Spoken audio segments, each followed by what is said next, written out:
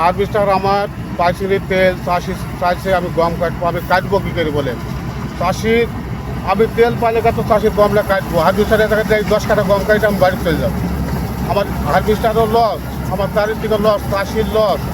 এ তুলবো কী করে বলেন? আমরা তুলে দেবো কী করে আমরা চাষির ঘরে?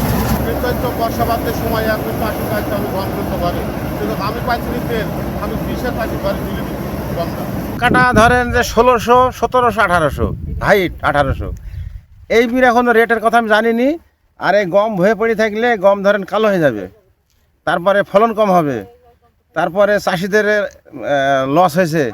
5+ স্টার রেটিং প্রাপ্ত দেশের সর্বোচ্চ বিদ্যুৎ সাশ্রয়ী ওয়ালটন এসি স্মার্ট কমফোর্ট এখন নেক্সট লেভেলে। চাষিদের লস হয়েছে না? ধরেন দাম হয়েছে 1700, এখন নেবে 2500, 2600, তাহলে লস হয়েছে না? ফলনেরও লস, আবার ধরেন যে হয়েছে চাষিদেরও লস।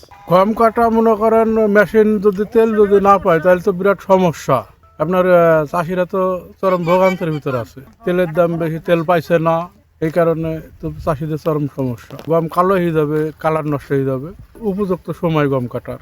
তেল এইছে গত ঈদের আগে 2 দিন আগে তেল এইছে 5000 লিটার তেল দিছে, 3000 ডিজেল দিছে, 2000 পেট্রোল দিছে। আজকে গাড়ি পাঠিয়েছে কি 5000 তেল দেবে, 2000 পেট্রোল দেবে, 3000 ডিজেল দেবে। আমরা এই কি টাকা পাঠাতে পারছি না, ভোগান্তি চাই না, টাকা ব্যাংকে বন্ধ।